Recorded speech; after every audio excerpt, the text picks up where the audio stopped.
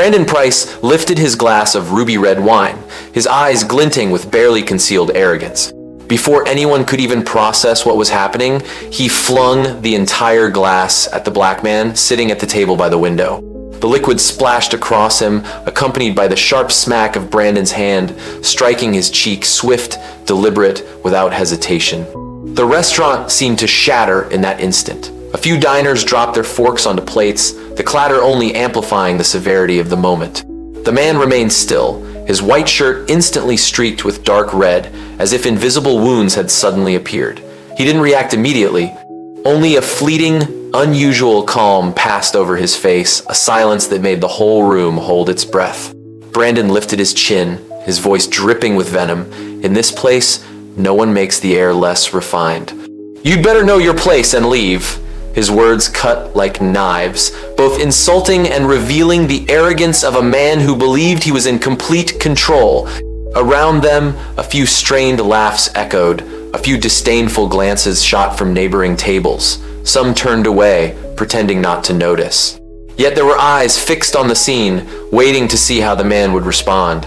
In that chaotic moment, emotions surged. Humiliation, anger, and an undercurrent of unease spread through every glance.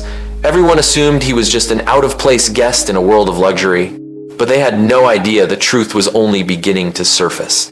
The room sank into a tense silence so thick that the clinking of cutlery hitting the table seemed deafening. No one dared move. Only the rapid beat of hearts and the metallic tang of spilled wine filled the air. A few diners hastily pulled out their phones, screens glowing, ready to capture the strange spectacle. From behind the bar, Ava Sinclair, the restaurant manager, rushed over. Her face had gone pale, eyes darting anxiously between the two men. She tried to stay calm.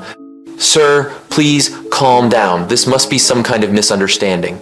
But her apology dissolved into the air, powerless to ease the tension gripping the room.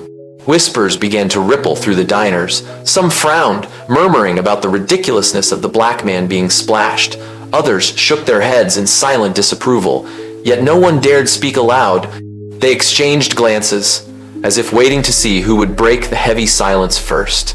The man still sat unmoving, his deep-set eyes unwavering. His composure only intensified the discomfort in the room. Something was building, like a storm about to break, but no one could predict how it would strike.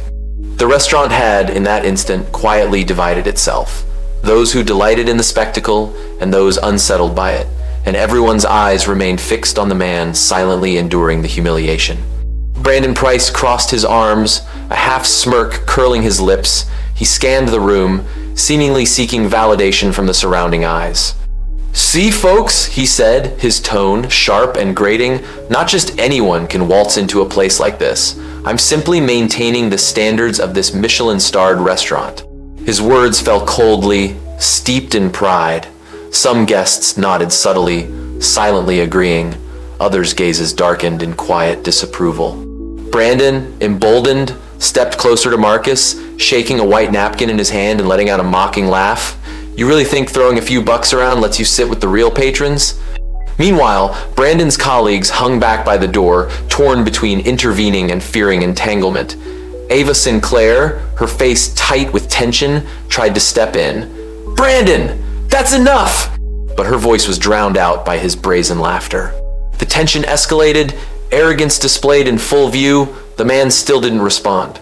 But his silence, rather than making Brandon victorious, inadvertently turned each insult into a dagger against the very dignity the restaurant claimed to uphold. Everyone watching sensed it. Something unusual, a quiet power, was stirring beneath that calm exterior. The black man calmly pulled out a napkin, gently dabbing at his wine-stained shirt, moving with deliberate care as if nothing had happened.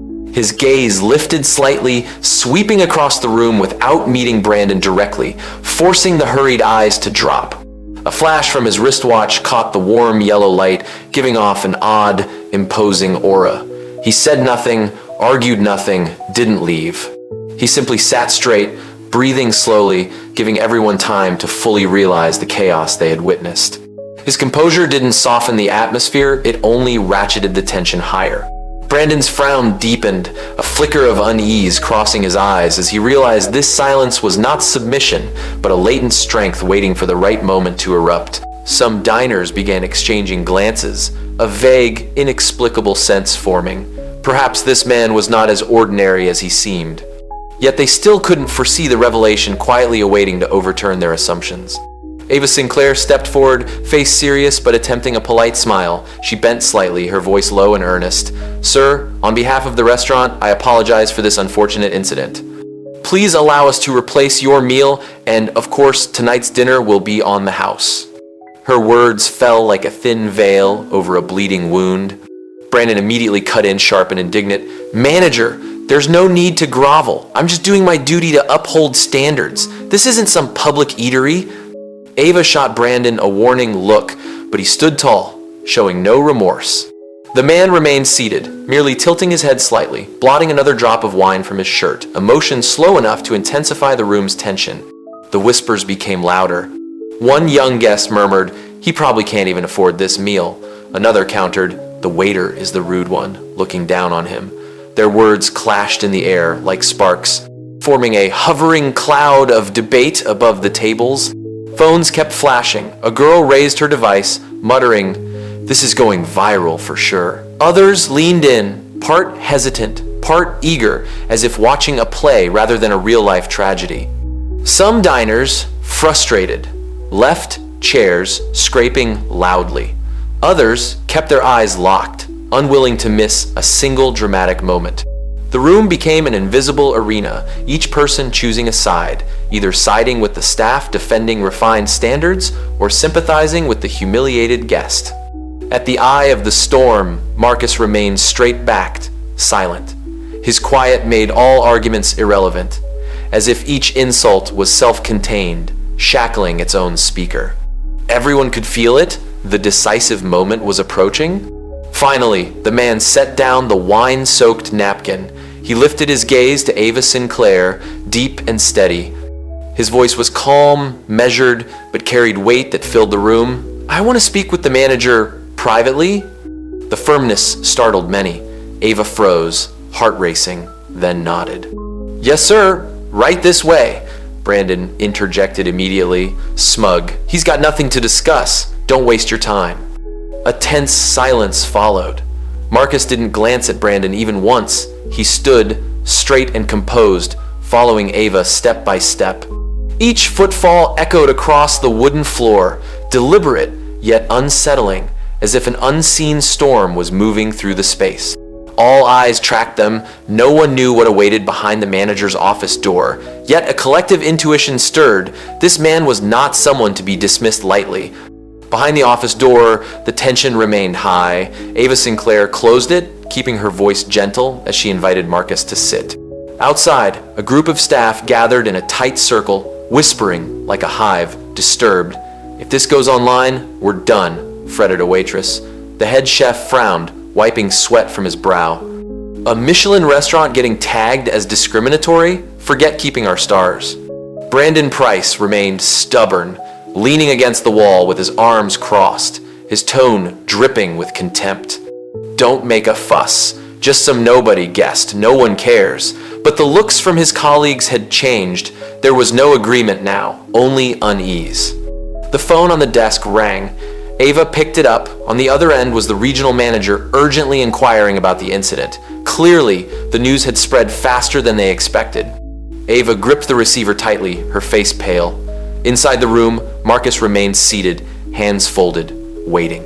Anxiety buzzed through the hallway.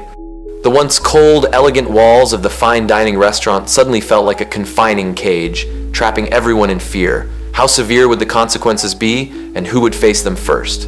The door opened. Marcus Ellery rose, slowly pulling back his chair. He stepped into the center of the room, where diners still lingered, whispering. Under the warm glow of the lights, he drew a business card from his inner jacket pocket. His voice, deep and deliberate, cut through the air like a blade. "I am Marcus Ellery, chairman of Ellery Holdings. Our group owns the entire chain of Michelin-starred restaurants, including this one." The room exploded in stunned silence.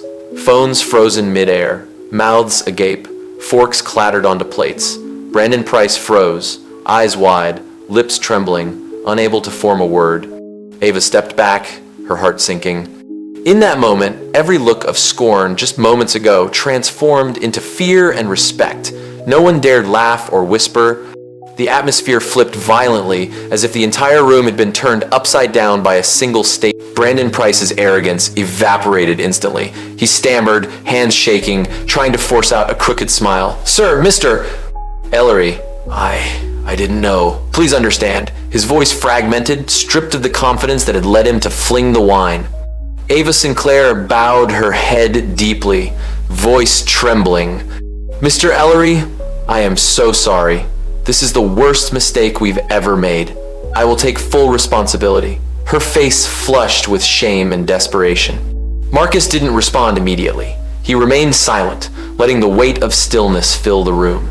That very silence only threw Brandon further into panic. Folding his hands as if in prayer, he nearly begged, "Please, don't ruin my career." The other diners, those who had sneered, now lowered their heads in belated regret. The light that had once highlighted Brandon's small claim to power now exposed his collapse. Everyone understood this was the bitter price for arrogance and disrespect. Marcus Ellery's gaze swept the room, where once proud eyes now hung in silence. He spoke calmly, without raising his voice. "A slap and a glass of wine do not embarrass me, but his behavior has sullied the very honor of this restaurant." His words echoed like a slow blade through the pride of every staff member standing there. Brandon Price sank to his knees, stammering, "Sir, I was wrong. Please, give me a chance." Ava stood beside him, tears brimming, yet voice firm.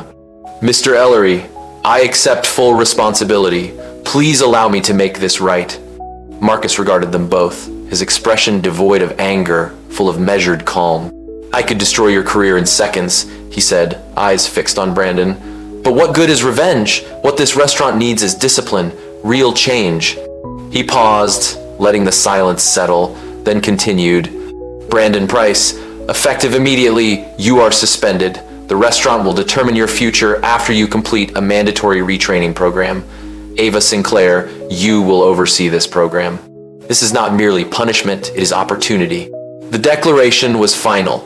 The room felt the weight lift not in relief, but in the gravity of justice. Marcus had chosen not revenge, but to wield power as a tool for instruction, a reminder that blind pride never triumphs over integrity. As his words faded, the restaurant erupted in a new state. The whispers transformed into murmurs of awe. A middle-aged man in the corner rose, bowing deeply. "Mr. Ellery, please accept my respect." One by one, tables followed suit, a collective gesture of apology. Phones, once raised to capture scandal, were hurriedly lowered. Many erased the footage, regretting turning a person's humiliation into entertainment. A young guest quietly admitted, "I judged you wrong, forgive me." Gone were scorn and mockery, replaced with reverence and awkward admiration. Ava Sinclair bowed, hands clenched, heart trembling with gratitude. She realized Marcus's blend of firmness and compassion had preserved the restaurant's honor. Brandon collapsed, face pale and clean, finally understanding that this chance was a gift far greater than any mercy he had ever hoped for. The atmosphere shifted from tense and harsh to solemn and heavy. Everyone knew they had witnessed history, a man using authority to uphold dignity rather than seek revenge. And that inspired more respect than any title could. The next day, news spread through internal communications and social media. Ellery Holdings released an official statement. "Discriminatory or demeaning behavior in any of our establishments is unacceptable. Staff involved have been suspended, and the restaurant will implement anti-bias training programs to uphold human dignity." In the early morning meeting room, Ava outlined the new training program, mandatory workshops for all staff, from servers to chefs. Her face was tense but eyes bright. This was a chance to make amends, not just for herself, but for the entire team. Brandon sat silently in the corner, head bowed, knowing his fate now depended entirely on the program's outcome. Marcus Ellery was present, offering a concise remark. "An organization is only truly strong when it corrects mistakes and turns failures into progress. This is your moment to prove it." His words resonated like both judgment and a guiding beacon. Though gossip continued, the Michelin restaurant did not collapse. On the contrary, it emerged stronger, its patrons witnessing genuine change. In the shadow of scandal, a new light had been lit. Justice resides not only in power, but in the choice to correct. Brandon stood still, sweat rolling down his forehead. Never had he felt so small. Meanwhile, Marcus Ellery, the man he had humiliated, showed no anger. He slowly pulled out a chair and sat, eyes fixed on Brandon, seeing through the layers of arrogance now laid bare. No yelling, no revenge, just calm, measured words. You are still young. Today's mistake will linger in your memory, but if you rise from it, you will become someone else entirely. The room was silent. The diners who had witnessed the shocking drama could hardly believe a humiliated chairman could grant his offender an opportunity. Brandon's heart raced. In that moment, he realized something more valuable than money or temporary power: mercy. Marcus turned to the manager, voice firm. Give him the retraining program. I want to see him grow from this fall. The decision was not merely forgiveness, it was a statement. True strength is not in punishment, but in providing others a chance to change. After that night, the restaurant's backstage atmosphere transformed. Walls that had witnessed scorn now echoed with reflection. Staff whispered among themselves, not mockery, but quiet questions. If it were me, would I act differently? Brandon became the focus not for expulsion, but as an example. He started anew with small steps, greeting guests properly, listening rather than imposing. Many times, he fumbled, embarrassed, yet each time, he recalled Marcus's calm face and the lesson of growth through mistakes. Gradually, the restaurant's culture shifted.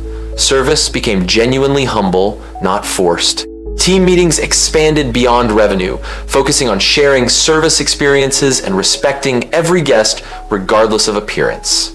Brandon's progress was painstaking but necessary. Each day in the kitchen, each word in the dining room was part of a journey of redemption. Through it, the staff collectively matured alongside him. Late at night, the dining room empty, Marcus walked slowly among the now polished tables. He paused at the table once stained with red wine. The tabletop gleamed, a pristine napkin folded neatly, a quiet reminder of the past. Marcus picked up the napkin, running his fingers over it. His eyes held no sorrow or anger, only quiet satisfaction. He knew the lesson sown here would not be lost. Whatever Brandon became in the future, the memory of confronting his own arrogance would remain. Outside, the city lights glittered.